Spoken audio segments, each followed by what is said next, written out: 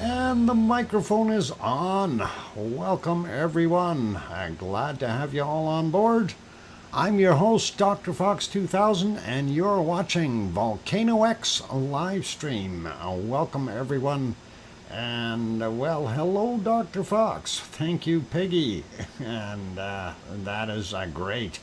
And C&D Boy says, I hear you. And yeah, Doc, or no, 5x5. And then Sue says, hi, Doc, I hear you. Okay, got it. No problem. No confusion there. As things are moving away on my wonderful screen here, popping up, it's harder to see. So anyway, glad to have everyone on board. And of course, what we've got there is some canned lava. I know somebody was saying earlier there that they wanted real lava, or that they were missing lava. And that's all I can do right now, unfortunately. I can't make the volcanoes erupt. I don't have that kind of power. Not yet, anyway. I'm working on it. Anyway, I'm glad to have you all on board. And I see bunnies and squirrels and piggies. And hugs, Doc, from the boomer and... the kangaroo boomer and hang on, what is that? That's a koala rang. There we go. And now I got it. Thanks, Oz. Appreciate that. And that is awesome. Anyway, welcome everyone. I'm glad to have you all on board. Going to start out with our moderators first. Welcome to Arizona Snowman, who's hiding in the background. We have Piggy in the house as well, and she's been busy playing shuttle service back and forth to the airport. So she's doing her thing. And welcome to C&D Boy. He's also here, as well as Joseph Fields Official and 24/7 Alive AZ Skies. Gary is also in the house, hiding in the background somewhere. So that is all good. And no worries. Anyway, yep, canned lava from August the 7th. And so I figured, if we're going to show canned lava, at least we'll spread it out a little bit. Going to run out of that fairly soon, since there wasn't that many days that were eruptive. So it's one of those things. We'll just do what we can when we can. And we're going to keep our fingers crossed, though, hoping that there's going to be something more coming out in the near future. Oh, Dr. Fox, tonight, homes one of the, you got one of the mini Krakens got a home. Holy mackerel, that is awesome. And so only 2 have to be set free. And that is really good, people. Piggy, very, very good. And I'm happy that you were able to do that. That is awesome. Well, maybe you'll get a chance to find a couple more spots there for the other ones. So yeah, that would make everybody happy, I think. And that is really good. And I'm glad that you were able to find a home for at least one of them. That is really, really cool. And anyway, so one less Kraken to worry about. Phew, that's a good thing. Anyway, let's get at things and say hello to everyone. But first, we have to give out cookies, and of course it was Hermione that got the cookies today. So, and Hermione also got her treatment on her eyes today, or one of them anyway, and she's feeling all right, I guess. He's staying here till done and season finishes. Oh, okay, no worries, Piggy. That is awesome.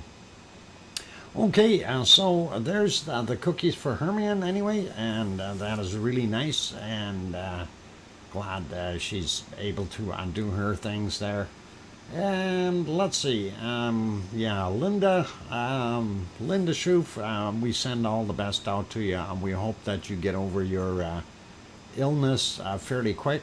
and I know it's not one of those pleasant things, so sit back, relax. We're all thinking about you and hoping for the best, and hopefully things will pass fairly quickly there, and all good. And Hermione, you're very welcome. Thank you for being here. Anyway, let's keep going, and I'm going to say hi. Yeah, Linda's sick, unfortunately.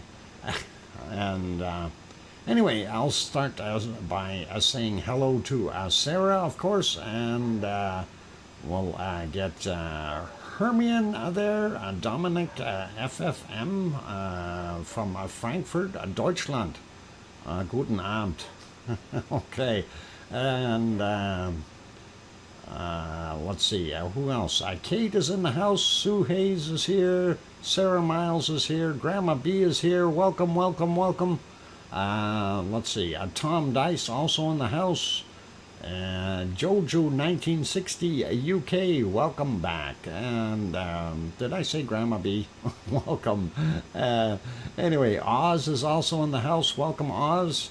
And going up some more, looking for more names. Siri is here. Welcome back. Echo the bot. Echo the bot. Echo the bot. Echo the bot. Yeah, Echo the bot is here. Echo the bot is here. Echo the bot. Okay, never mind. Welcome, Echo. Echo. Echo. Going up some more. Scott Hartman also back in the house. Going up some more here. Looking for more wonderful names. And Kevin Williams is here. Welcome, Kevin. And going up some more, looking for other names. I want to keep an eye on my bit rate here today, and it looks pretty solid so far, so we're doing all right. Kirst Chaplin also in the house. Welcome, or welcome back. And going up some more, looking for more wonderful names. The Mummimus. Welcome back. Glad to have you on board. And let's see, we got Kate. Nancy Buchanan says, I miss lava. I want real lava, Nancy. I want real lava. I don't want to have canned lava. It's one of those things, but when you don't have any, you got to use canned stuff. You know, it's just like eating dinner.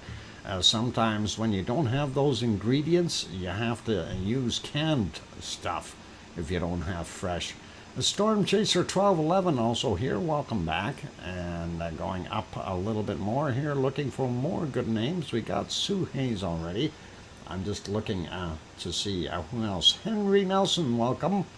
And going up some more, Mark the Shark, aloha. Glad to have you back. And going up a little bit more here, looking for more good names. And will we find some? A lot of chatting going on, but we like that. That's what it's all about. It's a friendly chat, and I'm happy to see everyone in there chatting away, and it's always nice that way. A lot of people making good friends on here, so really, really good.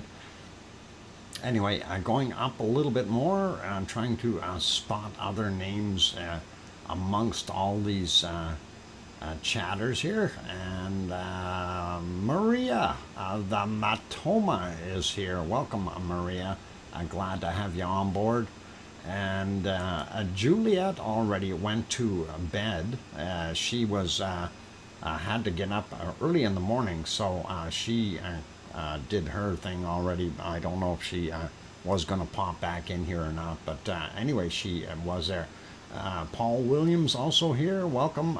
Galactic Volcano. Wow, that sounds big. Welcome. And let's see, did I miss anyone else? Billy Bob Joe, welcome. And anyone else down on the bottom here that I might have missed? Oh, I see Echo is echoing back. It's all right, Echo. No worries. All good, all good. Okay, so I think we're good with saying hi to everyone.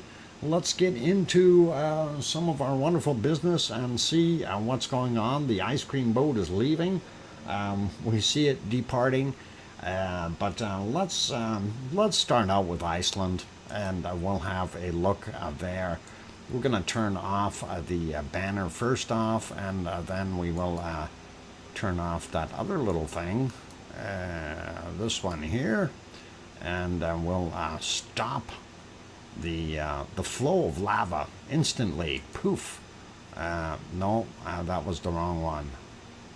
Or did it? No, it didn't. That was the wrong one. Okay, never mind. Let me try that again. Snap. There we go. All right. That's looking at Siggy Fisher right there. Let me fix it up and go back in time. This, of course, 2304 is the time on this. But let's go back at least 4.5 hours or so.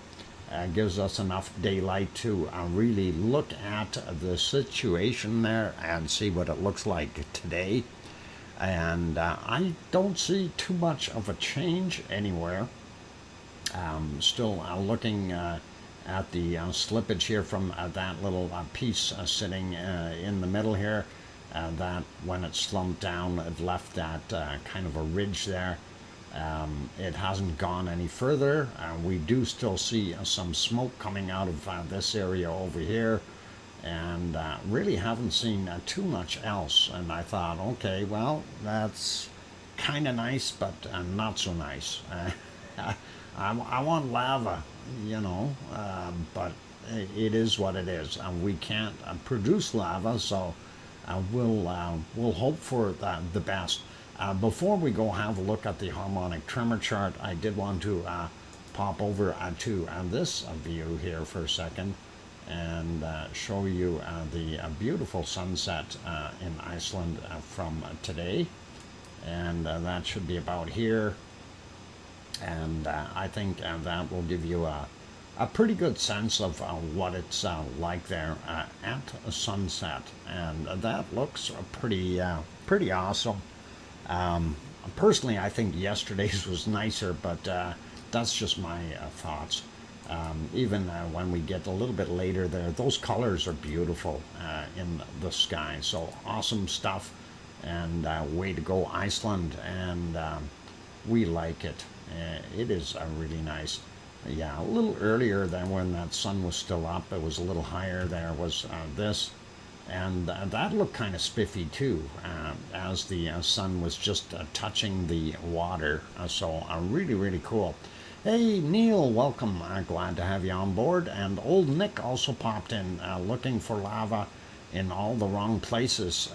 Yeah, well, hey, downtown Reykjavik, if there's lava there, it would be a lot of excitement. But I just wanted to show what the sunset looked like there today, and we'll put it back to a live view, and that is the capital city of Reykjavik.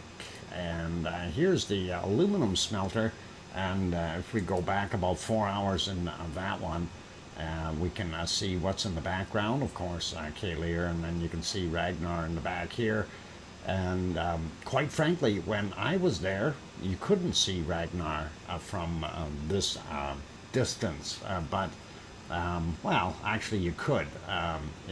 Basically it started getting up to that height, and it was pretty neat, but I never did stand on top of the purlin, so I didn't have that good of a view.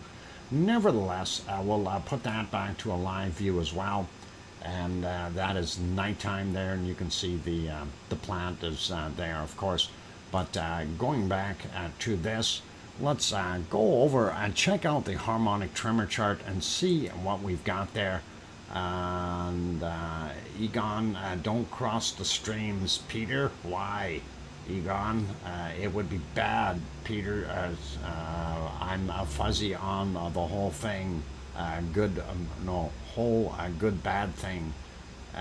What do you mean bad? Yeah, don't cross the streams. And I really try hard not to, and my streams hopefully will be okay. Anyway, harmonic tremor chart, that's what I'm looking for. There we go, I'm on it. And yeah, a couple things here that we notice, some really large spikes, and obviously that means we've had some fairly large earthquakes. So we're going to have a look at that. And there were multiples in here, as you can see, busy times. And then we had another small onslaught of earthquakes right there as we continue to get the tremor activity that is also present with it. So very interesting with what's going on, but I'm kind of going, oh, why isn't it going up higher? I wanted to go up. But anyway, all cool. Galactic volcano. Please, let's not use any misappropriate language in here. We do have young people watching, and just to let you know, we do have 11-year-olds and stuff like that. So if we can keep the language to that level, please, and that would be pretty awesome. And thank you. Anyway, looking at what we do see here on the harmonic tremor chart, and I got to get my other screen back up. There we go, so I can see where I am. These are interesting, and the fact that we are seeing this continue to rise up, this is a good sign. If all three of them continue, we will be very, very happy. Hey, welcome, Kevin Haynes. This is about volcanoes, absolutely. This is about the harmonic tremors that are happening underneath it that would generate an eruption. So that is what we're looking at, and the associated earthquakes and everything with it. So that is the harmonic tremor chart, okay, for Fragor del Fjall in Iceland, and that is the area that Siggy Fisher erupted in. Anyway, let's have a look at the earthquake map and see exactly what is going on there, and hopefully we will enlighten some, and hopefully that'll work. Okay, so looking at it, obviously we see several larger ones here, and this is really good. So 3.52 and 3.14, and the 3.52 of course landed right there in on the Reykjanes Peninsula, and it's actually in the right spot. So you see this whole batch here, these are fairly new, and definitely in there doing their thing. So hopefully we'll see some reaction here with all these quakes and this little mini swarm. I'm hoping that this guy will reignite, and we'll see what's going on. I'm gonna check out here first this 0.72 3.4 kilometers down, 950 on that guy. And when we look at these other ones here, 1245.33 5.4 kilometers down, and that's something that's kind of odd about this. This one at 27 minutes after midnight, 0.115 kilometers down on that guy. I'm hoping that these are going to become more shallow when we look at the other ones. And 4:41 a.m. for this 0.17, 4.9 kilometers down. And let's get up, and we'll take some samples out of our cluster here and see what we've got. We'll start with this 1.8, and hey, I like what I see. Or sorry, 1.18, my bad. 0.999 kilometers down, so roughly 1 kilometer down. That's a good sign. 11:45 a.m. For that one. Let's see these other ones. 1.17 for this one. It's a 0.87. Happened 11:46, and that is always nice. This one here, a little bit deeper, 2.5 kilometers down for this 0.37 from 13:35. And let's just take a few more samples in this area. 2 kilometers down, this 1.2, and that is very interesting. Let's check this one, 3 kilometers down. This one, 2.5 kilometers, 3.1 for that one. going up to some of the newer ones, and 3.2 kilometers down for this 1.37 from 1302, my bad. And let's see when this happened. 3:38 a.m. 3.5 in the magnitude scale, 4.1 kilometers down, and that is not too deep, but that is interesting to say the least.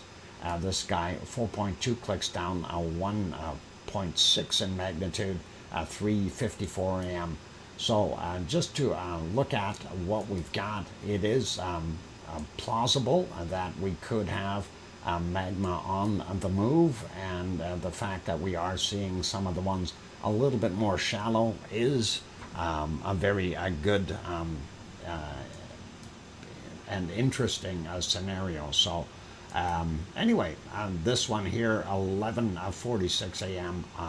These are Iceland time, by the way, and it's 0.87, 1.17, and kilometers down for that 0.87 in magnitude. Looking at them, that is pretty awesome. If you wish to have a look at these maps, you're more than welcome to, magnitude 1.171. The last digit we're not going to worry about. It's if it's that critical to you, then you've got the wrong place. Anyway, 1903 was the time on this 0.1, 4.2 kilometers down, and that's right down in Grindavik. And then we also see another little cluster here, and we'll just take some quick samples for depth and so on. 12:09 this afternoon, Iceland time, 5.8, and it's 0.67 in magnitude. And then we have this 1.19, 5.3 kilometers down, roughly 11 a.m. We have this one here, 0.7, 5.2 clicks down, and from 11:20 as well. It gives you a pretty good idea that those are not that shallow. I'm going to this one here, it's even deeper, 7.6 kilometers down for this 1.33 from 1400. So that gives you a pretty good idea what is going on in that general area. Moving away, so I think the end of our magma chamber would be somewhere around there, and this would be at the far end of it, or the eastern side. 2.53 magnitude, and it is 5.2 kilometers down from 1328, and 1.9, a little bit north. Hang on. Same time, 6.8 clicks down, roughly the same spot. So pretty awesome, and stacked on top of each other. So that's what's happening on the peninsula, which is quite busy. And when we slide over, I looked at this one at first. I thought it was right on Hekla, but it is not. Hekla is right over here, and this one here is in our Reikens Dahlia, or Reikens Valley, if you want to call it that, translated roughly. There was the other 3.14. And this one was fairly shallow, 0.947. So that is what we're seeing. Anyway, 1319 the time on that guy. And then he had a couple little friends around there, 1318, 7.78, and 0.17 clicks down, so 177 meters into the ground.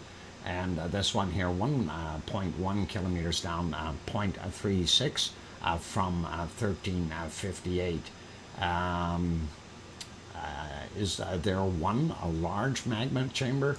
Actually, for the Reikens Peninsula, as far as we know, that particular magma chamber is basically one, is what they've estimated there to be. And as I mentioned here, it is from roughly just off of the Sulphur Hills here, from there in this area, and it would be down to about here. So if you can imagine a box kind of around that area, it would be something underneath there. It does not mean that that is not divided up, does not mean that it is a multi-chambered chamber, if you will. Yep, quite long, quite extensive, and does hold a lot of magma once it does fill up. Anyway, that's what we're seeing there. Also down here at Katla, small one, 1 kilometer down, 0.4, and 21:25 was the time on that, Iceland time, of course. And moving up a little bit, we see a brand new, or fairly new, here at Asja from 21:31, 0.5, 3.9 kilometers down on that guy. He had a friend not too far away here, 3.4 kilometers down for this 0.7 from 10:56 a.m. And that is what we see at Asja right now. And as we get up in the top here, remember yesterday we had quite a big line going out. Today it's a little bit more broken up, but they're still roughly in the same place. 4.8 is the depth of this 0.8, and it is 9:22 a.m. It happened, Iceland time. The 1.7 right here, 8.7 kilometers down from the 1710, so a lot deeper. This 1.1, 1.2 kilometers down from 2057, and that kind of gives you a little bit of an idea of what we've got going on there. This 1.33, 11.3 kilometers down, 9:08 a.m., a little deeper again. So we do have a variety of depths, and that is quite interesting to see. So that is kind of it for the quakes that we are seeing in Iceland. And I'm glad that we have that swarm happening underneath our wonderful volcanic area. And again, as we mentioned before, it may not come out of that same fissure. It may not come out of this one. It may create its own, because we do know that this area here was very, very plausible for an eruption, and that is Little Kalir, or right beside Little Kalir, to the east of it, and it could be something there. We don't know. No guarantees. Nothing is guaranteed when we're talking about volcanoes. This 1.4, fairly new, 2301, and it was 13.3 kilometers down, just to give you a rough idea. So that's it for right now. I'm going to leave it kind of parked at that. We'll have another peek in a little bit. Do you think the hotspot between Siggy's and hotspot between Siggy's and Kalir? Is that what you're trying to type there, Oz? Yeah, well, I don't know if the hotspot, it would be right there. You're talking about Kalir, right? This one here, Oz. And if that was the question, it's possible. It is possible. The other one that we always thought where it was going to pop up, of course, is over here at Krusevik. And since that chamber is fairly large, Krusevik, of course, did have some minor activity as well. So there, it's still an open ballpark here, and we can expect the unexpected. Okay, it's still up in the air. Is this thing going to go, or is it going to shut down?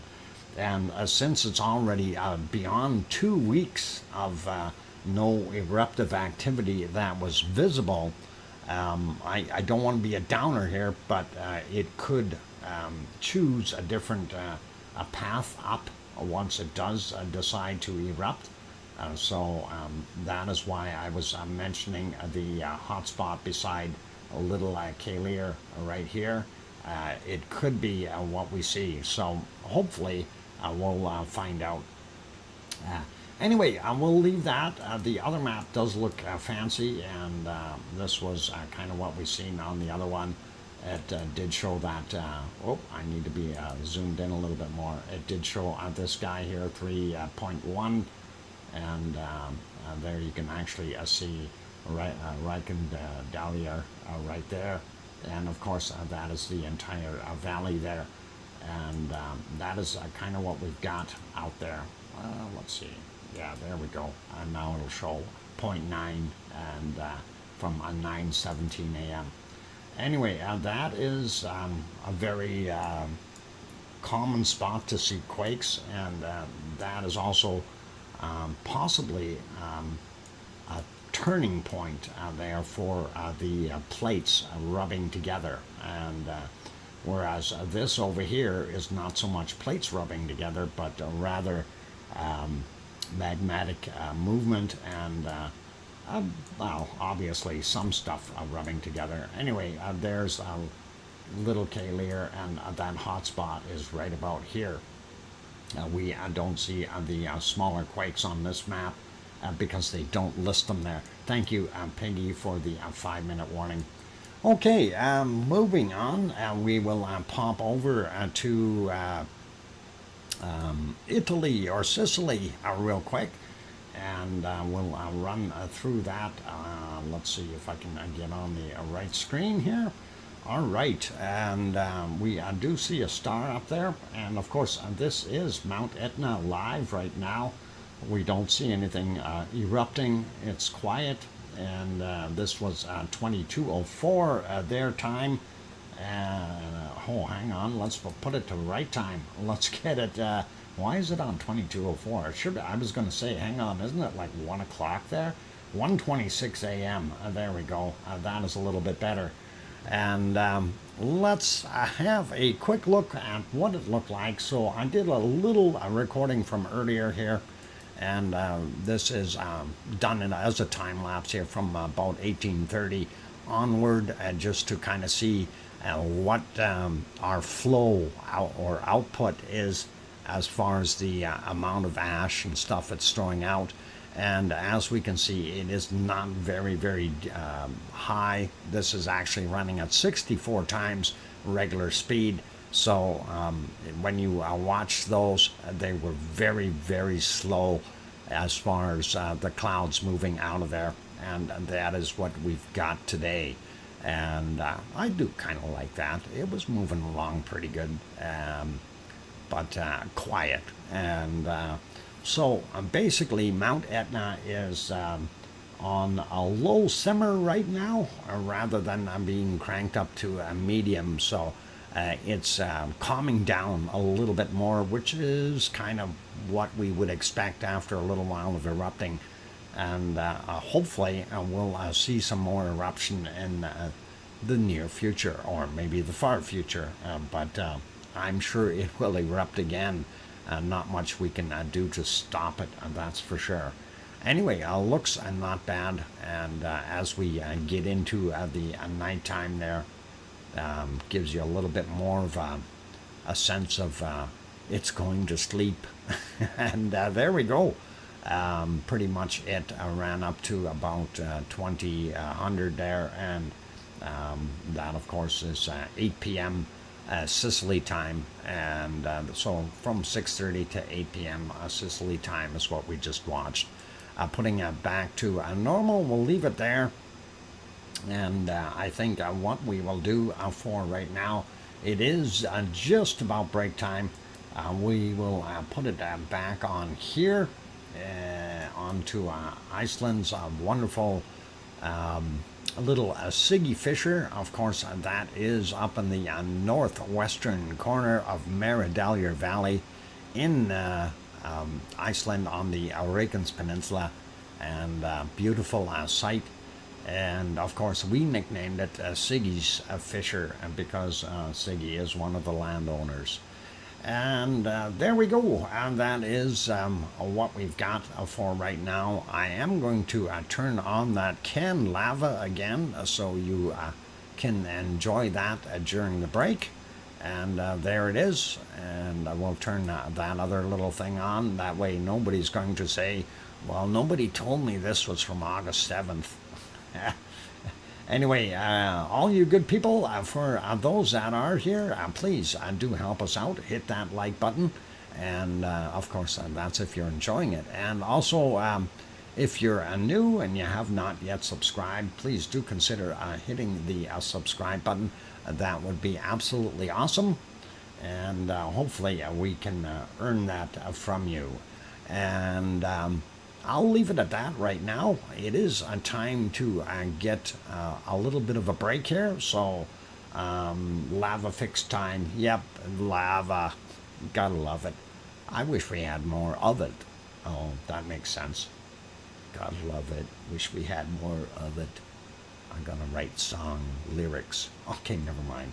All right, you guys. I'm your host, DrFox2000, here in Edmonton, Alberta, Canada, and I will be back in about 5 or 6 minutes. Keep smiling, play nice in the lava, and we'll throw some music back on for the interlude, and I'll be back. Thanks.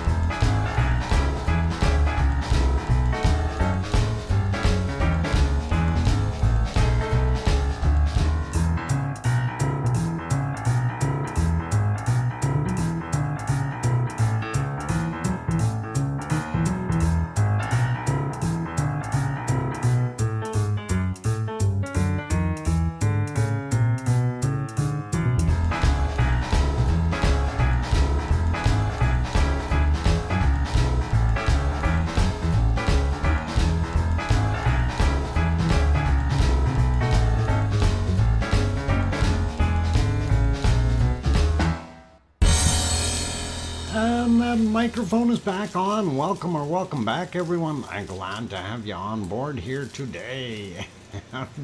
Piggy, what's that? Welcome back, Daddy Foxy Loxy. You must be tired or something. That is kind of funny. Okay, and thanks, Scott, for the welcome back, as well as Kevin and Sharon Stewart says howdy to Kananaskis country. Welcome, Kananaskis country. And Sandra is also here. Welcome, Sandra Rockland. And thanks, Sue. And Sharon Stewart says, I hear you. Okay, DrFox2000. Thank you. And anyway, glad that you're all here. Don't forget to hit that like button. That's awesome. And hey, we're off and away. We already had our first peek at, of course, our Siggy Fisher. And we had a quick peek over at our Mount Etna for today. So let's continue our journey to other volcanoes around the world. I'm going to put our lava on pause, and boy, that takes a miracle. There we go. I paused it, and we put you back there temporarily to the other shot here from 1905 Iceland time, just because otherwise you don't see anything on the screen, and we do need to see some things. Anyway, let's get in and have a quick peek here at what we have going on in the Azores. And Azores so far today very quiet. And let's have a quick boo. And of course, there we are on the island of St. George, looking at the harbor. And for those who are not familiar with that area, this is what it looks like during the daytime. Of course, we are on the island of St. George. The strait in between is about 18 kilometers across to Pico Island, which has Mount Montana on it. Formerly known as Mount Pico. And there we go. So let's turn that guy back off. We'll pop over and take a quick look at our little cove here. And earlier I was watching, it was fairly rough water. And again, you can see a lot of white water in here. So that is kind of telling us a very rough ocean there at the Azores, or at least on St. George, and that's what we've got. Let's carry on, have a quick peek at what we had, if any, earthquakes, and no earthquakes. As we can see, we've got one on the 4th, and 3 on the 5th, and nothing on the 6th happening directly on St. George. So let's use the other map really quickly, and I will have to refresh that one. And we'll take a look here. Come on, refresh. Yeah, it's trying. It's refreshing. There we go. Make it bigger, and we will see what else we see there. And of course, there we see St. George. We see Pico Island, Fayal Island, and then 7 hours ago we had a 3.3 in magnitude right there. And of course, Mid-Atlantic Ridge coming right through it.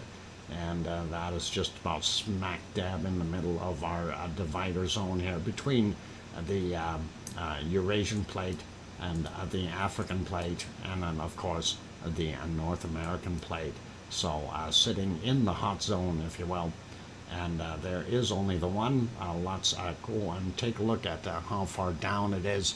It indicates 5 kilometers down, and that is about it.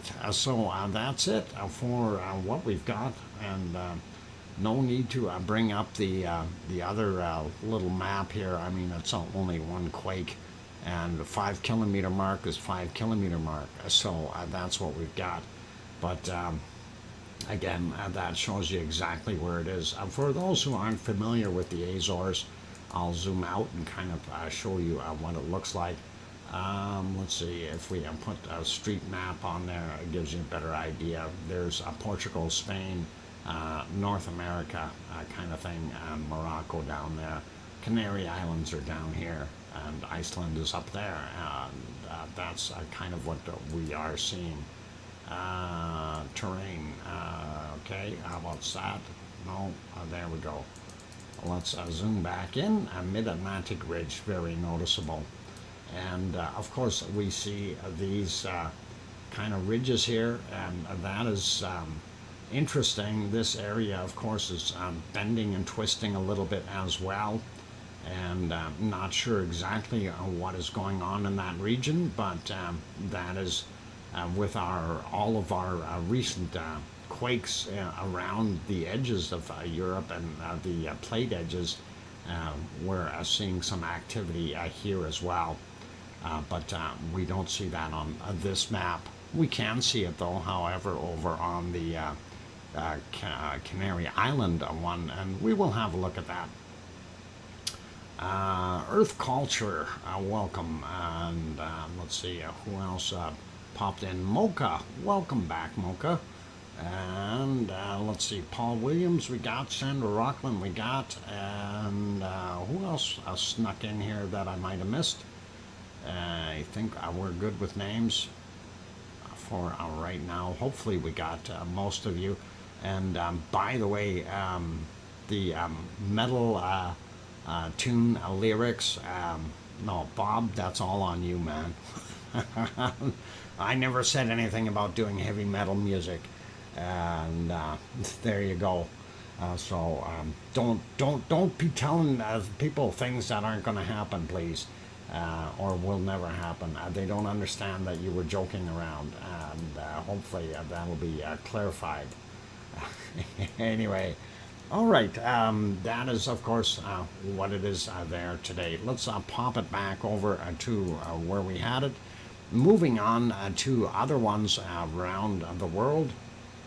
Heading to Mexico real quick, and we'll see what we can find there. Actually, and that's not Mexico yet. This is Mexico. And how can we tell? Different color of gray. There it is. That is apparently a current right now, and that is what we are seeing of Popocatépetl, about 70 kilometers south of Mexico City. If we back up to earlier in the day, we did actually have some clear skies. This is from 7:05 a.m. Well, I shouldn't say clear skies, but visibility. Anyway, Mona Alfano, welcome. I'm glad to have you on board. All the mineral rights in Iceland belong to St. George's Eco Mining. Very fascinating to see its recent volcanic coughing up gold. Earth Creature, I thought, because that is a privately owned land, I don't know if they have those rights to go there and mine on that property without consent of the owners and stuff like that. So I'm not sure how that works. I'm not familiar with Iceland law. It's just if that St. George's Eco Mining has it, it would be interesting. They have the mineral rights in Iceland, all of it. Oh, okay. Well, if they have the mineral rights, how do landowners then stop them from digging holes on their property? I think there's some other rules that have to be followed there. They may have mineral rights, but they may not have permission to enter the land. But anyway, that is something for a different discussion, and perhaps I think Siggy, one of the owners, would be better to explain that.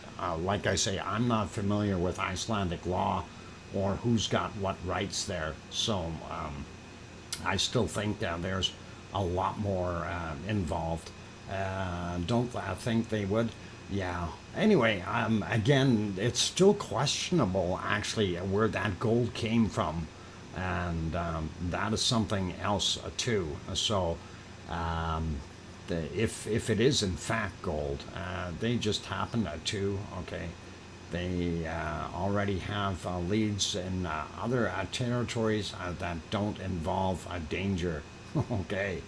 Anyway, Popocatépetl, there's what we're seeing from this morning. You do see quite a bit of off-gassing from it, and a little bit of darker area around here, so possibly some ash popping out and hitting the white fresh snow that's on it again. We see the snow line is a little bit higher today than it was yesterday. It was a lot lower because this area was covered partially as well.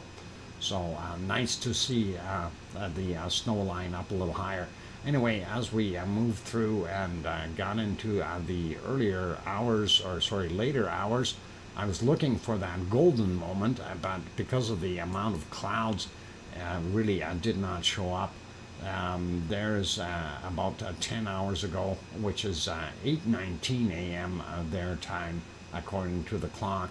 Still continuing to off-gas some pretty dark gray material there. And again, snow level hasn't changed. And if we get into time where we did see a little bit of sunshine, there it is, pluming way up. Definitely notice on that snow, there's definitely really a large amount of ash sitting on top of it. Now, that, depending on how much snow you've got there, that can always create some issues if we get enough of magma. If there's enough of a snow base and you get enough magma coming out and hitting on there, melting a lot of that, it can in fact create lahars. But this does not look like the amount of snow that's really required to create large dangerous lahars. Anyway, shortly after that time, we seen it go into the clouds like this, and it was hiding for the most part for the rest of the day. So that's kind of it, and there is what it looks like at present. Let's pop further south, and we will take a look at, of course, this is Fuego, and again, Fuego had the same kind of deal. I do have the ability here to go back, about 8.5 hours ago, so they did stop the stream earlier today, and restarted a new one. This one is from 9:08 a.m. You see a little puff coming out. So we know it is continuing to be active, which is really cool and awesome, and definitely I like what we're seeing. And if we continue, I think right about here, that will show another blast from 9:19 a.m. This one was a little bit heavier, and we did like that. So a lot of material popping out, and very grayish looking, so we know that there's a lot of ash and other materials in there, in addition to the gases that are being ejected. So interesting, love it. Anyway, that is what we had there, and then let's see, a couple more little puffs. I'm just looking for bigger ones. Oh, there's another bigger one that we can have a quick look at. I'm going to wait until this one kind of sort of finishes. As you can see, it is still actually coming out of there fairly decently. And I don't know what that looks like. Looks like a little birdie or something. Oh, that changed. Okay, never mind. Anyway, that is there. Let's move ahead in time a little bit. This is, of course, a 9:43, and I'll advance it there a little bit. There we go, 9:44, and you can see more of that material coming out, and it's different colorations to it. Some of it somewhat darker, and other portions a little bit lighter. So a mixed bag of what's coming out. And that's pretty cool. Kate says off to lurk. Okay, lurk away. And take care, Kate. I will see you. Don't think they would. What? I'm trying to read some of the stuff here. Okay. All right. No worries there. Anyway, going back down a little bit. There we go. I'm just trying to keep myself going here. And after that, things got cloudy, and unfortunately, we know it all too well. There were very few spots in there that had tiny little eruptions in there that were visible. This happens to be one. This was from 1127, and you can see it's kind of a double whammy there where it blew that material out. But it's kind of hit and miss, and thank you for the 5-minute warning, Piggy. These clouds were coming in pretty quick, and they will bury our volcano. Of course, it being 12,346 feet tall, it's going to be easy to hide it, all right? Here comes a cloud now, so that might be it for that particular view, and I am going to carry on and see if we can find any other spots where it was actually visible and erupting. There were a couple of spots there where it was visible for a short period of time, but really not very viewable. So scanning across here, and I just don't see too much more. There was this, and I think this might have been some rain in the area. That, of course, at 3:51 p.m. Their time, or 15:51 there, it kind of lifted, that cloud lifted, and that's what it looked like. So definitely rain clouds in the area. No snow, which is pretty awesome. And let's see, right about here, while it was still visible, there is a little plume going up, and of course that is going to connect with the cloud and say hi or something. I have no idea. It's just going to go up in the cloud. Pretty awesome though to be able to see that. And there it goes. It's now part of the clouds. All right. Pretty awesome. And beyond that, everything was well, hit and miss, really, for the most part. Here's another one from 1638, just as it peeked out of the clouds, and then it disappeared again, not too long thereafter. Actually, I thought this was kind of a weird looking cloud.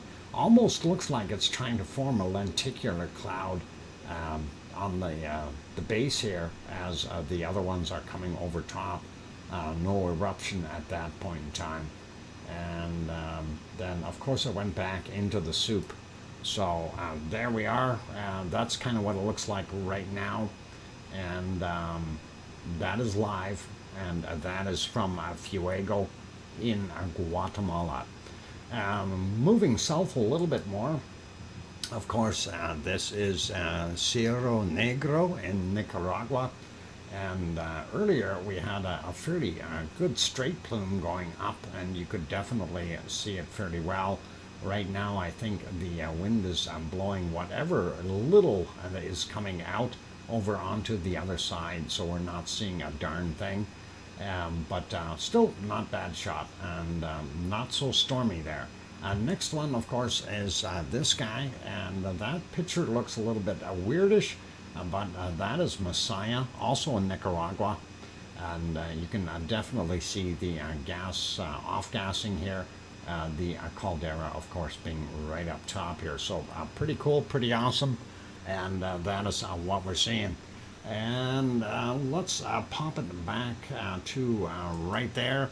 We will leave, I think, that one alone. We'll go over to Merapi real quick and see if Merapi was happy. I don't think it was, and let me get onto that page. In the clouds for the most part, and you know, when you see a volcano like this, you kind of go, okay, we can't really see it. That's pretty hard. And as we slide back in time, trying to see any point that it was actually very visible is very, very hard. We didn't see a heck of a lot. 8 hours 40 minutes ago, was this. So very poor. And of course, don't shoot me. I didn't make this video. This is their streaming, and that is what we've got coming out of Merapi. And that is, of course, on, well, that's in Central Java, and that is in Indonesia. Let's just for a second or two pop over to New Zealand, and we see a lot of clouds here as well. And of course, that is Mount Ruapehu in the background. I see the snow came down a little bit as far as the level is concerned there. That must be with all that colder weather they've had the last day or so. And the skiers probably be happy, right? But that is it. Even if we go back earlier in the day, it's not going to make much difference. We just cannot see it. And that is kind of, it's snowing over there. See all that snow? Never mind. Okay, let's leave that one back to live. That again is Ruapehu. Ruapehu being on the northern island in New Zealand, and looks pretty awesome. Hey, Trevor Wonky Donkey, welcome. Did I say hi to Mona Alfano? Anyway, glad to have you on board, you guys. Okay, let's look at it. It is, it's time for a break, and I will take that break. So for those good people who have not yet hit that like button and are enjoying the stream, by all means, give it a quick shot. That would really, really be nice. I'm going to turn the canned lava back on for right now. And of course, hit that like button. And also, if you're new and you want to chat a little bit or whatever, you're more than welcome to do so. And you can just hit that subscribe button. It'll help you out. And away we go. It's 1 minute before you can chat in the chat box.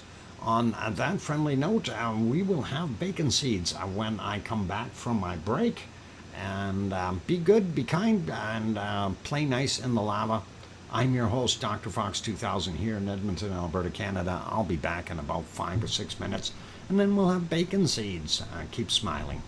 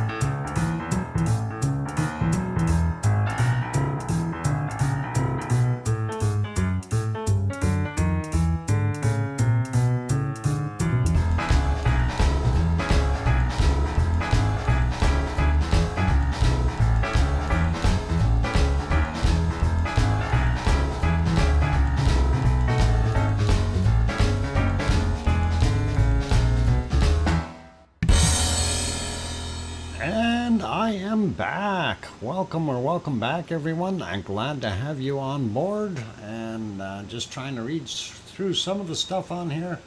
I've been watching TV, but what had to get on the computer. Congrats to your son. Awesome.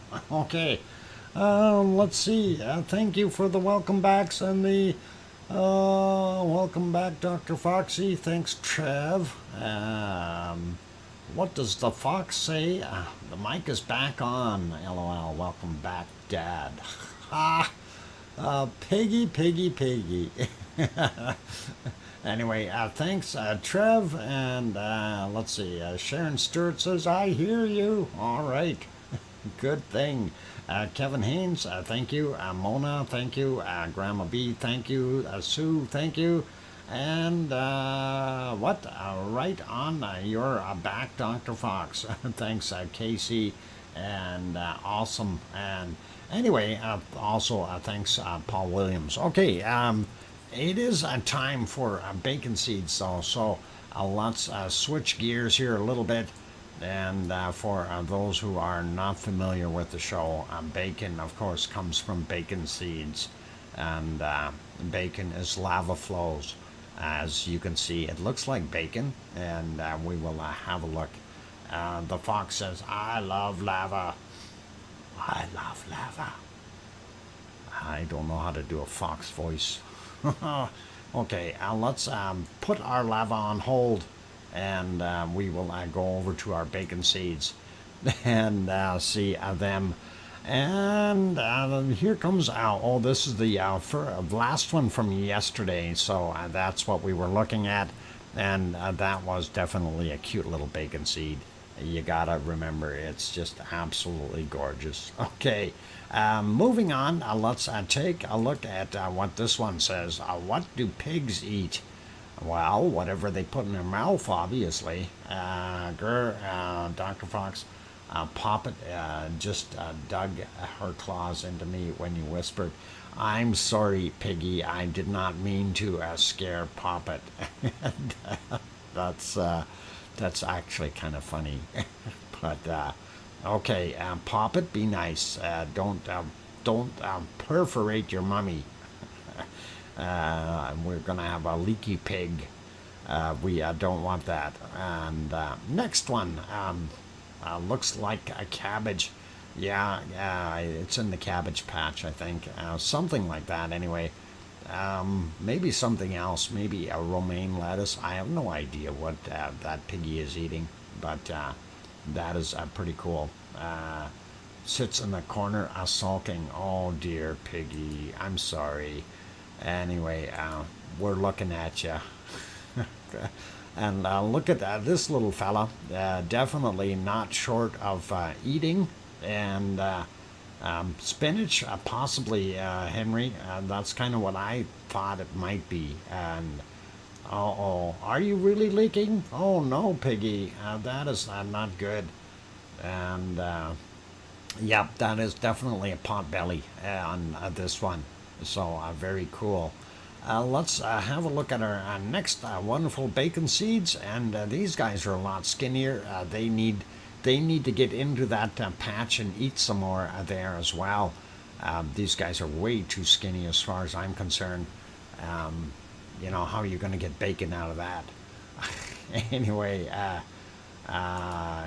let's. Oh boy, hey, Leo Carlson just popped in. Welcome, Leo. Anyway, next bacon seeds are these guys, or this guy, and of course that is an indoor one with racing stripes and stuff, and looks pretty cool, making itself at home on the couch, and pretty awesome. Going to our next one, and here's one that is playing with I don't know what. But he seems to have racing stripes too. He does not look like he's starving too much. He's got a nice round belly on him. So always awesome to see these little guys, and gotta love them. Next one, of course, is this little fella. He's also a couch dweller, and he looks like he's kind of smirking and going, giving the camera the evil eye. I'm going to eat that camera. And that is pretty cool. So awesome, awesome. And one more bacon seed for today, and that is this one here. And this guy saying, hey, where's the lava? We want lava. And they know what it's all about. So that is all cool. Anyway, that's it for our wonderful bacon seeds today. Thank you very much, Piggy, for getting those. That was awesome.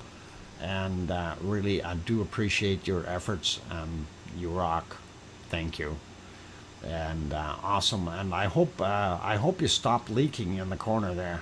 And hopefully, Pop It won't get you too much. And that is cool. Okay, let's carry on and take a look at other volcanoes. And of course, right now we'll go over to Sakurajima in Japan. And we did just miss the ice cream boat. We could see it pulling away there. Unfortunately, but it is what it is. We can't always be 100% with those things. So we'll have to wait. Anyway, notice the blue up there. That is so much nicer. And that storm has moved up to the north and is quite a ways away now from the southern end of Japan anyway. So Sakurajima is visible again, and that is kind of nice. If we look at the other shot or view here, we see it this way, and that looked pretty good. But I do want to take it back about 2.5 hours or so. So let's see what we can find here. And I'm trying to get it to the right point here. Let's see. Yeah, I think actually it did it a couple of times, so it doesn't really matter exactly where I bring it back to. But there you can see some of that really dark material. Let's actually back that up another 20 or 30 seconds here to see it, what it looked like before it was erupting heavily, that is. So yeah, pop that back down. You see quite a bit of that material. We'll actually go look at the crater close-up view for that same time. That is 6:03. So let's go back to about 6:03 here and see if we can find it real quick. No, a little further on. There we go. This is actually 5:54 a.m. Their time. So that's when this thing started doing its thing and starting pumping out a lot more gases. And I'm glad the wind is blowing in the other direction. It really does help us out and to be able to see what's coming out of there. And definitely some very dark material in those white puffy clouds that are coming out. But that isn't the fun stuff yet. The fun stuff will begin. I'm going to advance this 5 seconds at a time here. We will see the real dirty stuff coming out shortly. But this was the kind of the pre-eruption, if you will, or the gas portion of the eruption. And I'm just trying to move it along a little bit faster. I know it was 6:03 that I had written down, and 6:48 was another one that it produced quite a bit of an eruption here. So pardon me, we'll have a quick look and see. Let me just advance it here a couple of minutes. I don't want to go too far ahead. Let's see if we can get it to a decent point here where we see the material starting to come out. I think right about there, and we'll let it run from there just at regular speed, nothing increased. And that was 6:01 a.m. of course, their time there in Japan. So we see it as starting to come out, but we also have a lot of cloud above it. If we advance a little bit more here, just going ahead by 5 seconds at a time, and we've seen that little puff, and then there was definitely more coming out. Let's push it a little bit more. There we go. I think that might be it right there. And again, it starts out with a lot of fairly clean gas material coming out and shooting up. But then you could quickly see and realize that there is a lot of ash and other materials within that pyroclastic flow coming out of there. So the cloud is definitely starting to darken up, and we'll show it a little bit more. Let's see. It had a few puffs like that as we went along. But it did get fairly dark. There we go, getting grayer again, and there you see a little bit more of that dark material starting to pop out of there. So we know that, you know, it's not just off-gassing. There is indeed some very heavy eruptive action going on there in Sakurajima. And I'm sure you can see that it is billowing out up top there as well. That looks pretty awesome. But that is kind of what it's doing. And yeah, there is a lot of material coming out of there. And I like the close-up view here. It looks pretty awesome. And I don't know. It's kind of neat looking. Okay. Anyway, I think if we watch that same thing, 605, from the longer distance out, it will also show up fairly well. Let's go to 605 here. Oop, and 605, 604. There you go. Okay, and you can see how the entire plume got really dark in there and started doing its thing. So definitely some eruptive action going on there at Sakurajima in Japan. As we advance at 10 seconds at a time, you can see it flowing out of there. Pretty awesome, and kind of that plume is getting taller. As you can see, it's all the way up in there already.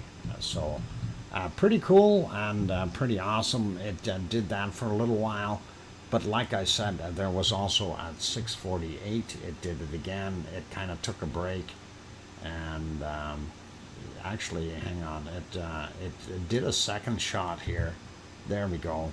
That's what I was looking for. I'm gonna just back that up a little bit. And there's the second shot when 6:13, and it did go up with quite a bit of heavy material. Actually, this might be better viewed on the other one, but I was just trying to point out how well it came out and how dark that material actually is. So if we go on to the crater, that's 6:14. And let's move on this a little bit and see. Too far. 6:13. There we go. We can see it popping out, and that is actually pretty awesome to see it just billowing out of there. Pretty cool. Definitely a lot of ash and stuff in there. Be back later. My daughter is on the phone. Okay, no problem, Sue. And yeah, that is pretty wild, pretty cool looking, and it is. It's like wow, it really is. Kind of makes you wonder what's all in there. And we know that this thing is not small, so that is. Quite a width of material shooting up all at the same time. Again, the faster speeds like this, when it's erupting like that, um, that would be a time that you want to look for things like volcanic lightning as the material is being thrown out or ejected. It's moving fairly quickly. It's hitting other bits of material, and from there, of course, that is going to create different charges within that material, and you can get volcanic lightning coming out of that. So I like it, but I don't think it's moving that fast. And certainly nowhere near as what we were seeing on Cumbre Vieja as an example, when that is going off like a rocket engine basically. So still, it looks pretty neat, pretty nice, and a lot of ash going up there, and definitely will be covering the area in a fine layer of ash. Is there lava too? Not that I've seen. If there was some lava, it would have been on the other side of the crater likely, and we didn't see any, unfortunately. Not this time around. It's very rare that I caught the lava on this thing before, so don't know exactly what the heck it's doing, but hey, that's it. Let's put that back to live though, and that is pretty much done, and I'm sure it will be popping out. Oh, hang on, there was another time where it popped fairly well here. Was about here, which is about an hour and 8 minutes ago. We're at 8:15, 8:20, something like that, Japan time. And let's see if we can speed that up. There we go. Popping out of the clouds. You can see it up there. Pretty awesome. And unfortunately, no lava being visible at this point in time. If we pop over to the other camera, so 8:16 is the one we want. That was still from 6:17 a.m. But we'll move that to 8:16 and see if we can find that real quick. And where is it? That should be about an hour and 6 minutes ago or something like that. Should be somewhere around here. Let's see what the clock says. There it is. And yeah, 8:16. And you can see how it is billowing up. And definitely a big contrast between the ash type material that's coming up as opposed to the gaseous material. So both have lots of gases in them. It's just a lot more ash in this stuff. Thank you for the 5-minute warning, Piggy. So definitely worthy of having a peek and seeing what it was doing. And of course, as we continue on, it basically calmed down a little bit, and there were a couple of little extra spurts coming out of there, but nothing too major. I think this might be one here not too far away, unless it was some kind of bird or something flying by that misled me. There is a bird. I was watching those earlier. They were actually going through the thermals, and you can see the bird started down here and was doing circles, and it got higher and higher and higher and never flapped its wings once. So pretty cool. I think that's it. We're not going to see it. Probably was a bird. Okay, I'm putting this back on live.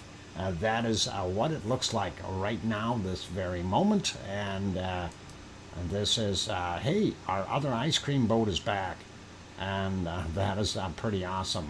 Sakurajima, of course, back here, and that is what we've got. So, hey, for those who want ice cream, you run down that road, go down there, get to the lights, hang a left, and get down to the dock. They will have their ice cream stand set up very quickly, and we'll leave that be. And let's just check out the other wonderful volcanoes that we typically monitor there. And of course, that is ASO.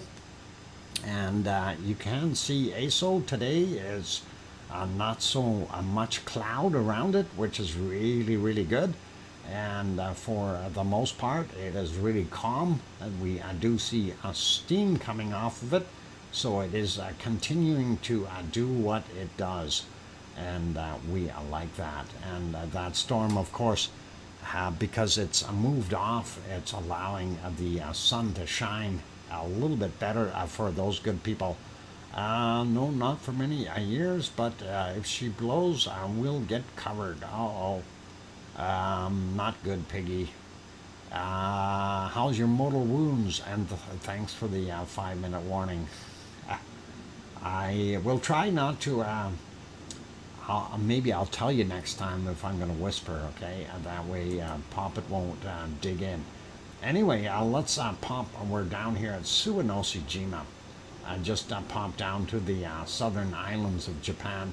You can definitely see the off-gassing coming out of that volcano today, and it is creating a fairly decent plume, but it's just one of those things. And it did take breaks in between as well, so it seems to be acting similarly to Sakurajima, but I don't know.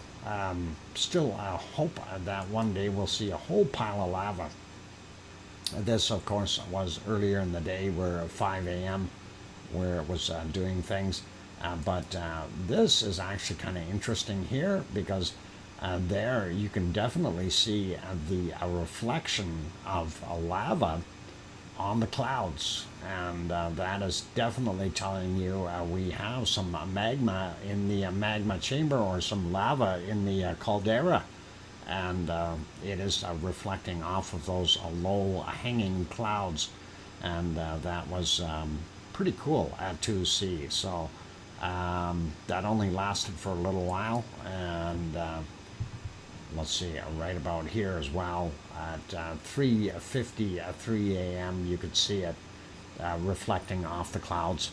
Why does what driving kill you? Oh, why does driving kill your back? Compression, Piggy. If you drive too much.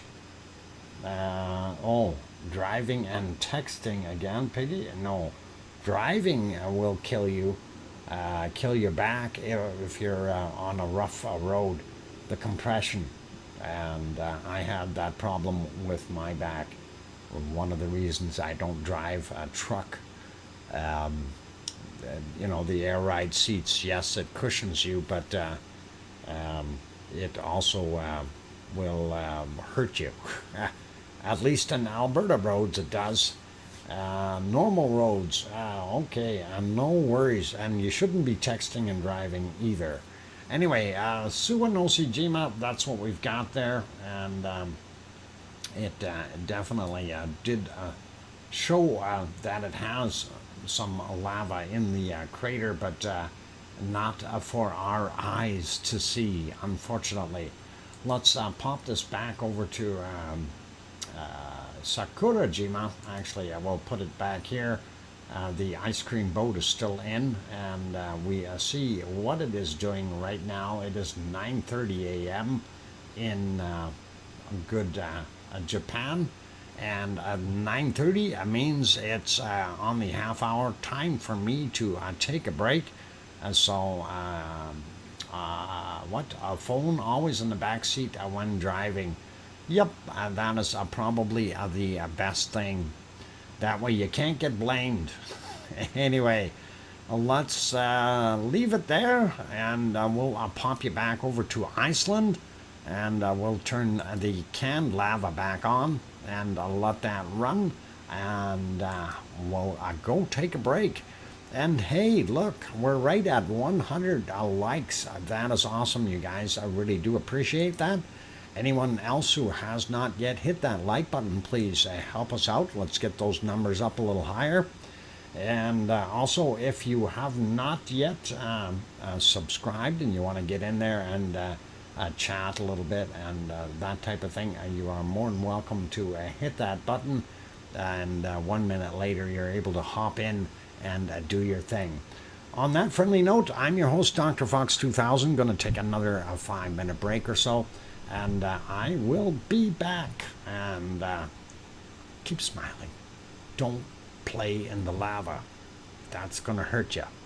I'll be back.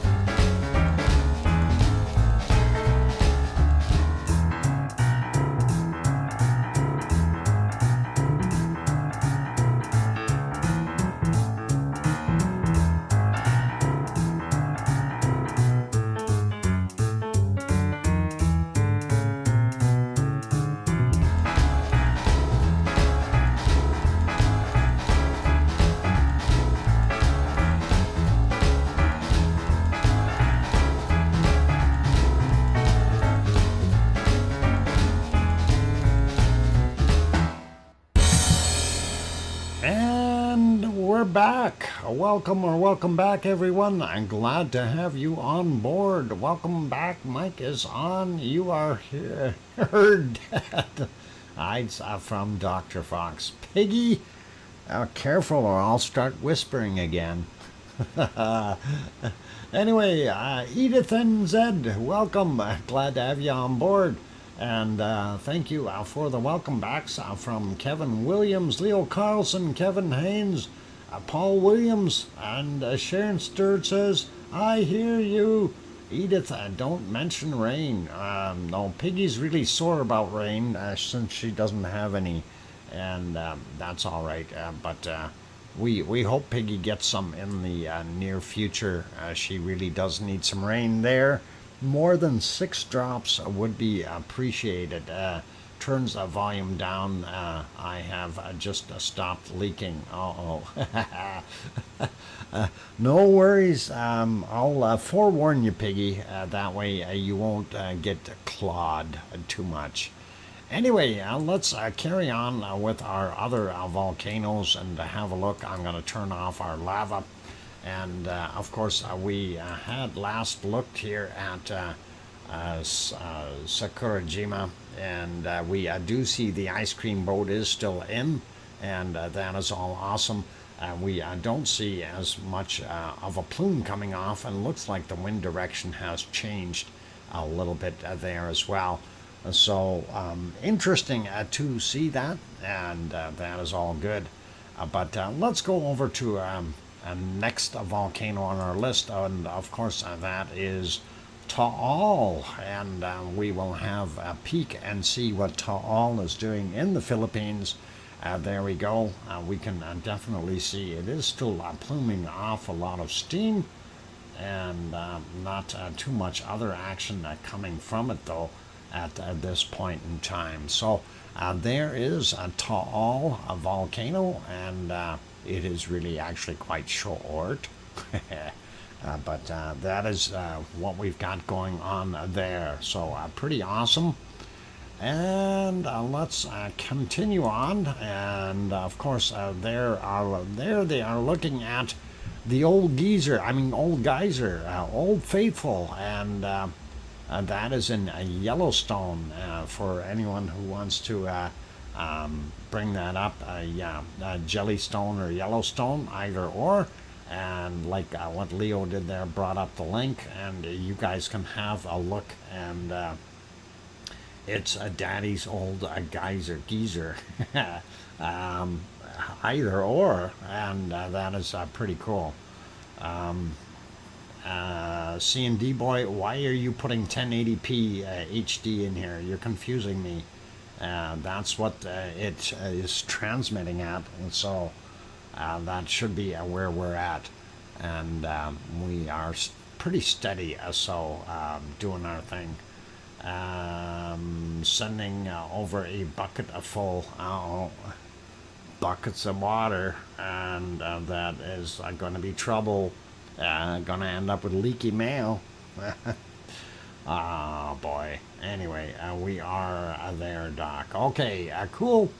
Anyway, that is Yellowstone right now. It's not doing a heck of a lot. I'm not going to spend too much time here waiting for it to erupt, but it should erupt fairly soon. Let's pop back over to our wonderful Hawaii, and we're going to take a look and see what transpired in the last day or so. And 1:26 a.m. is when this shot was from. Of course, that is the lava pond inside of the Kilauea crater, and that is what we see. And of course, here's the little toe area, very neon looking like a material. And again, you see some of the whiter spots around the edges here where it's really kind of bubbling up and stuff like that. That is basically where the lava is draining back down to wherever the heck it's going, which is something that we're not sure of, but probably into another portion of the crater and filling it up. But anyway, what's happening is, as that lava is draining, of course the gas bubbles don't want to go down. they want to go up, and that is what's happening. It causes lighter spots where it's actually draining out, and that's a good indicator. Anyway, this should be the lava tube going over to the toe area, and these, I don't know where they're draining into. Anyway, it looks pretty cool. The lava tube feeds it from this end down here, and there's a little bit of venting going on here, but we'll see what it looks like during the current time. There we are. And I'm surprised this still has not dropped in level at all, and that is actually quite amazing to see that it is holding its level. And you know, just a month ago we were seeing it completely drain and fill up again, that kind of thing. And it's been pretty much solid for a long time here, as far as the amount of lava in there has not really gone down very much from the top edges. You know, maybe a meter, if that. So definitely holding its own. There's that little bit of off-gassing happening. That's one of the vents that the lava tube has underneath there. And again, you can see how neatly it pushes that material in, and then it'll end up cracking and breaking and diverting off into the other directions as the things fill up. And then, of course, the reddish, yellowy lava will end up cooling off, turning black on the top side. So pretty awesome, pretty cool. Next picture, of course, 1:27 a.m. From a little bit further back, a lava pond right there, primary vent there. A little tiny little hornito is over here where the divider is, and that allows the flow into the lava pond. We don't see any other lava pouring out on any of the other spots, just some tiny little tiny spots. So let's have a look at it in daylight, see what it looks like now. Quite smoky, very difficult to see, but we do have a fair amount of buildup in here yet. That is much higher than the outer ring, if you want to call it that. And that outer ring, of course, being a lot fresher lava material. This in here is in fact floating on top of lava. So you've got the cooled down lava floating on top of hot lava, which is really awesome. Same thing as Pig Island that is in here. You can't see it very well from this angle. Let's pop over to the other side. There you go. Primary vent there, lava pond, and the toe area there. And again, you only see small spots, not like what we had the other day where we seen additional lakes kind of opening up there and doing their thing. Let's get a daytime shot of this one. There we go. You can see Pig Island right there. And of course, you can still see some of that smoke in the background on the edges of the caldera. And of course, it's fresh lava hitting older lava, causing some of that smoke. Same thing goes with here and there. And of course, the primary vent here, and the little hornito, you can almost see it. But anyway, that's where the lava tube is. Having a quick look at the thermal image, this of course from 1:14 a.m. There you can see some of those spots that were fairly fresh, you know, several days back. We had those all lit up, similar to the color of what we're seeing in the lava pond. Again, primary vent right there, and the little guy is here there for the divider, and that allows the lava via a lava tube into the lava pond. And then this guy is probably the point of what allows it into the toe area. I'm going to refresh that one. I don't see anything else around the edges. So we'll do a quick refresh, see what it looks like right now. There we go. Really no change. You can see around the entire area around the edges that is a little bit brighter, and that is telling us there's a lot more heat there than there is coming through on this center portion. So that's kind of what we've got.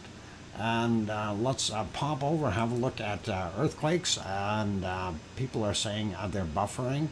I am looking at my bit rate going out. Bit rate seems to be fairly solid here, guys.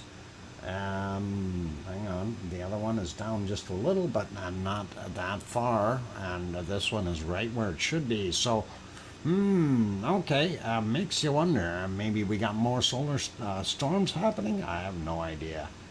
Anyway, let me get myself onto the earthquake map, and we will zoom into Hawaii really quickly, and see, there's our Hawaiian Islands.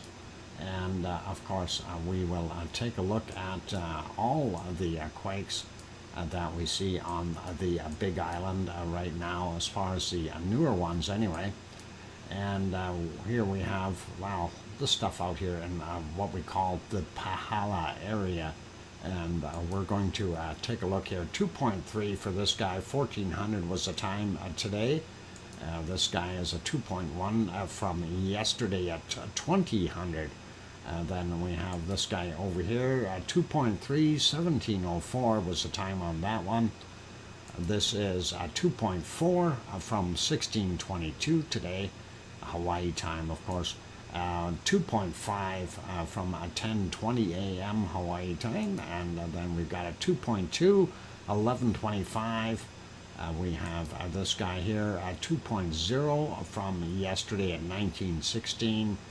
We also have a 1.8 from today at 15:27, and then this guy really close to the edge of the water, and that is from yesterday, 1939, and going up a little bit at 2.0, 4:26 a.m. there. This guy 2.1 and 5:43 a.m. Then we also have a 2.6, a little bit bigger, a 5:57 a.m. All of these are between about 29 and 36 kilometers down, and they are all in that same area. This is the hot spot, so that's where we see a lot of them coming. We'll get that guy last, and we will take a look here at Mauna Loa and see what we got. This one is a 2.2. It is 4:24 a.m.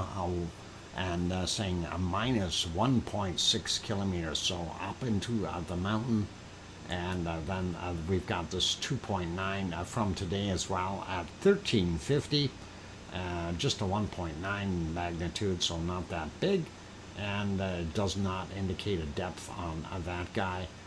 I'll leave it be. So only the two up on Mauna Loa, and we don't see anything here in Kilauea's crater today, nothing new, and we'll leave that be. I'll pop over here and we'll take a look at this. 1.9 from 1846, and that is kind of 3.1 kilometers down for that guy. We'll close that off and just zoom back out and make sure we didn't miss anything. And we didn't, and nothing on the other islands, and that's it for Hawaii.